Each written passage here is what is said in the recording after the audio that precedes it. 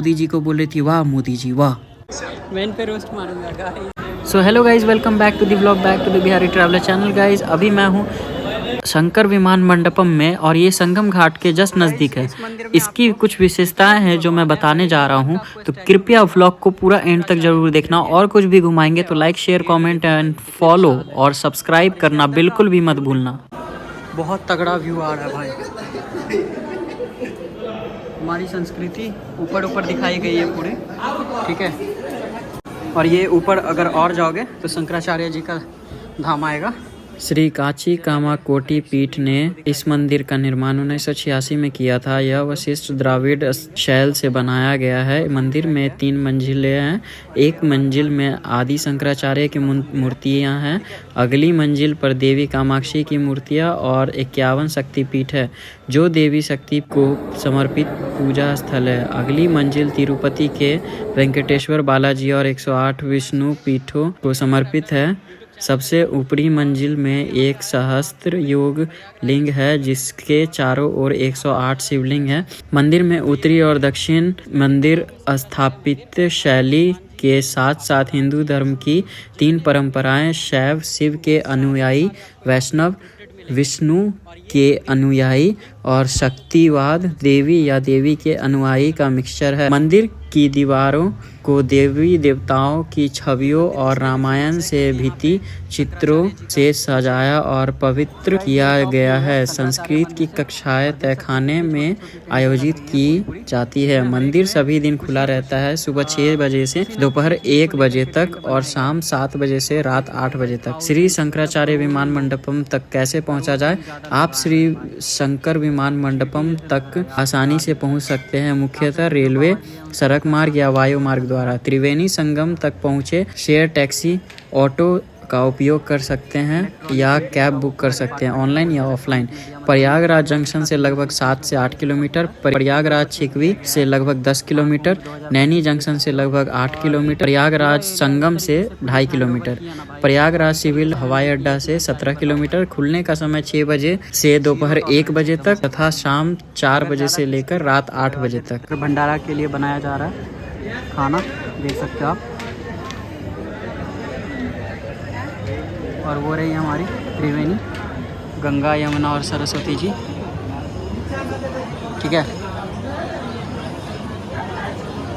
अलग ही नज़ारा है भाई, बिल्कुल अलग ही नज़ारा है। इस मंदिर की खास बात ये है ना कि ये पौराणिक चीज़ों को बहुत अच्छे तरीके से यहाँ पे दर्शाया गया है। जिस तरीके से जो चीज़ें हुई थी उस चीज़ को एज अ सीन पूरा क्रिएट करके दिखाया गया है। जैसे शिवजी एंड बर्निंग महर्षि, ये उसके बाद फिर आपको गंगा अवतारम, अन्नपूर्णा देवी, ये सब सारा चीज़ आपको दर्शाया जाएगा ऊपर में। और ठीक नीचे में आपको मंदिरें वगैरह मिल जाएगी और फिर ज्योतिर्लिंग जो है 12 ज्योतिर्लिंग, वो सारी चीज़ें आपको मिल जाएगी। तो मस्ट विज़िट, आप अगर कभी भी आ रहे हो त्रिवेणी तो इसको मस्ट विज़िट करना, ठीक है। तब तक के लिए like comment share and subscribe करिए ट्रैवलर चैनल गाइस। तो मंदिर के मंडप से निकलते ही मैं निकल पड़ा था अपनी पैदल यात्रा करते करते मलइयों खा करके मैं चला पड़ा एक टेंट में, जहाँ पे मॉडर्न हिस्ट्री, एंशिएंट हिस्ट्री, हर एक चीज़ रखा हुआ था। बट उसमें सबसे ज़्यादा कॉन्स्टिट्यूशन की चर्चा की हुई थी। कॉन्स्टिट्यूशन को यहाँ लोग ऐसे पढ़ रहे थे जैसे कि कोई रामायण हो। रामायण को भी लोग इतना नहीं पढ़ रहे थे जितना कॉन्स्टिट्यूशन को पढ़ रहे थे। और ये जाहिल लोग इतने ज़्यादा जाहिल थे कि मैं क्या ही बताऊँ। बगल में LCD पड़ा हुआ था, उसको बार बार टिप टिप के ख़राब कर दिए थे ये लोग। हर जगह पे हमारे कॉन्स्टिट्यूशन को कैसे लागू किया गया, कितना सेना क्या चीज़, हर एक चीज़ उसमें डिटेल था। बट ये लोग पढ़ नहीं रहे थे।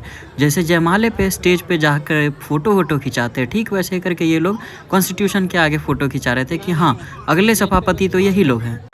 मैं इन पे रोस्ट मारूंगा गाइस। ये लोग तो संविधान सभा के असेंबली मेंबर बन गए गाइस। ये देखो, अगर ऐसे ऐसे नेता हो तो भाई देश का क्या ही हाल होगा। ये अम्बेडकर जी SC/ST ला करके जुल्म कर दिए। सामने पड़े इस LCD को हम लोग मिरर समझ के आपस में फ़ोटो खींचने लगे। फिर बाद में पता चला कि ये LCD है, तो वहाँ पे सबसे बड़े जाहिल तो हम ही लोग हो गए। उसके बाद फिर मैंने देखा कि लोग अपने घर की जैसे किताब को नहीं पढ़ते हैं ना, पढ़ने के टाइम में अपने इतिहास को उतने अच्छे तरीके से नहीं पढ़ा होगा, उतने अच्छे से ये लोग कॉन्स्टिट्यूशन पढ़ रहे थे, वो भी बस दिखावे के लिए। ये वही लोग थे जो परीक्षा के वक्त सिर्फ किताब को जानते थे, वो भी धूल लगी हुई किताब को खोलते थे और वो भी किताबों के साथ स्नैप ले रहे थे।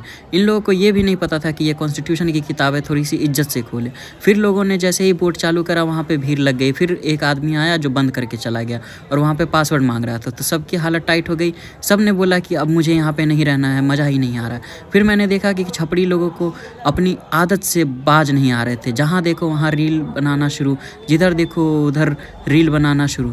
फिर मैंने इस जगह को टाटा बाय बाय बोला, क्योंकि मैं छपरी नहीं था।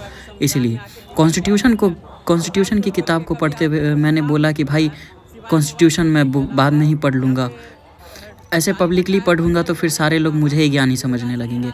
फिर मैं आगे की ओर बढ़ता हूँ और डिफरेंट काइंड्स ऑफ टेंट में जाता हूँ। आगे देखता हूँ तो फायर ब्रिगेड की गाड़ी लगी हुई रहती है, बट मुझे क्या, मुझे तो गर्मी लग रही थी, तो मैं जाकर मलाइयों खाता हूँ। मलाइयों में इतना ज़्यादा स्वाद था कि मेरा दोस्त सबसे पहले खा करके ख़त्म कर दिया। सस्ती चीज़ों पे बहुत ही ज़्यादा भीड़ रहती है, ठीक वैसे ही मलाइयों पे बहुत ही ज़्यादा भीड़ थी। इस भीड़ में बस 20 रुपये की मलाइयों खाने के लिए लोग इतने सारे टूट पड़े थे। मैंने देखा कि लोग आ रहे थे, जा रहे थे, बट पता नहीं किधर जा रहे थे। फिर मैं घुस गया किसी हैंडीक्राफ्ट मेले में, जिधर मुझे खुद नहीं पता था कि मैं ख़रीदने क्या जा रहा हूँ। बट वहाँ पे जाते ही मुझे पता लगा कि यहाँ पे एक नमामि गंगे का प्रोग्राम था और जहाँ पे सांस्कृतिक कार्यक्रम था। सांस्कृतिक कार्यक्रम का नाम सुन करके ही लोगों ने अपनी कुर्सियाँ छोड़ करके बस विश्राम के लिए थोड़ी देर के लिए रुक के आ रहे थे, जा रहे थे, क्योंकि उन्हें पता था सांस्कृतिक कार्यक्रम देख करके कुछ नहीं होना है, ऑर्केस्ट्रा लगाओ। वहाँ मेरी नज़र एक बोर्ड पे पड़ी, तो वहाँ एक चाचा अपना सुर लगाए बैठे थे, बट चाची को धूप बहुत ज़्यादा लग रहा था, इसलिए वो आगे बढ़ गई। इनका झोला बहुत हेवी था और ये मोदी जी को बोल रही थी, वाह मोदी जी वाह। धीरे धीरे मैं जैसे ही आगे बढ़ रहा था, टेंट वैसे वैसे बढ़ते जा रहा था। फिर मैंने देखा कि मेरा दोस्त उसी भीड़ में जा रहा है जिस भीड़ में बहुत ही ज़्यादा लोग थे। मैंने सोचा तू स्नैचर है क्या, पॉकेट मारने के लिए जा रहा है। फिर पीछे पीछे मैं उसके भी चल पड़ा, क्या पता किसकी चेन कब गिर जाए। फिर मैंने देखा कि भाई बहुत सारे कतार में लोग चींटी की तरह रेंगते हुए जा रहे हैं। एक अमेरिकन चाची फ़ोटो पूरा खींचते हुए जा रही थी हर एक आदमी का। आगे मैंने देखा कि उसका पीछा दो घुड़सवार सेनापति कर रहे थे। पुलिस वालों ने कहा मैं सेनापति नहीं हूँ, मैं पुलिस वाला हूँ, और ऐसे ही करके मैंने डर के मारे व्लॉग बंद कर दी। पूरा परिवार डरा हुआ यार। फिर नैनी ब्रिज आना मत भूलना, नैनी ब्रिज का इन्फॉर्मेशन सेंटर है वहाँ पे। और बाकी प्रयागराज का एग्ज़िट गेट से जो महाकुंभ का जो एग्ज़िट गेट उधर से आप सीधा आते हो तो आपको इधर मिलता है नैनी ब्रिज के लिए एक छोटा सा रास्ता।